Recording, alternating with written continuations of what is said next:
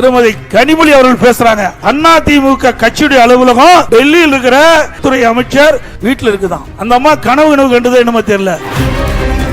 அண்ணா திமுக அலுவலகம் சென்னையில் தான் இருக்குது. வந்து வேணாலும் வந்து பாருங்க. நீங்களும் ஆள் வச்சு உடைச்சு பாத்தீங்க, ஒண்ணும் நடக்கல. முயற்சி செஞ்சீங்க, அண்ணா திமுக உடைக்க சதி செஞ்சீங்க, அண்ணா திமுக பிளக்க சதி செஞ்சீங்க.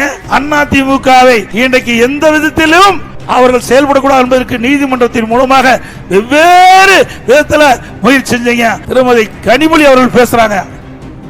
அண்ணா திமுக கட்சியுடைய அலுவலகம் டெல்லியில் இருக்கிற மரியாதைக்குரிய உள்துறை அமைச்சர் வீட்டில் இருக்குதான். அந்த அம்மா கனவு கண்டது என்னமோ தெரியல. திருமதி கனிமொழி அவர்களே, அண்ணா திமுக அலுவலகம் சென்னையில் தான் இருக்குது. வந்து வேணாலும் வந்து பாருங்க. நீங்களும் ஆள் வச்சு உடைச்சு பாத்தீங்க, ஒன்னும் நடக்கல. ஆள் வச்சு அண்ணா திமுக அண்ணா திமுக கட்டடத்தை நொறுக்கி பார்த்தீங்க, ஒருக்க முடியல. ஏன்னா அனைத்து இந்திய அண்ணா திராவிட முன்னேற்ற கழகத்தை பொன்மனச்சம்பல் புரட்சி தலைவர் எம்ஜிஆர் என்ற தெய்வம், இதே புரட்சி தலைவர் அம்மா என்ற தெய்வம், இரண்டு தெய்வங்களும் அண்ணா திமுகவை எங்களுக்கு அருள்புரிந்து காத்தல்கிறது.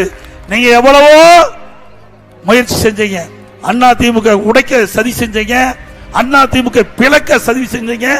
அண்ணா திமுகவை இன்றைக்கு எந்த விதத்திலும் அவர்கள் செயல்படக்கூடாது என்பதற்கு நீதிமன்றத்தின் மூலமாக வெவ்வேறு விதத்தில் முயற்சி செஞ்சீங்க. அத்தனையும் முறியடிக்கப்பட்டது அனைத்து இந்திய அண்ணா திராவிட முன்னேற்ற கழக தொண்டர்கள்.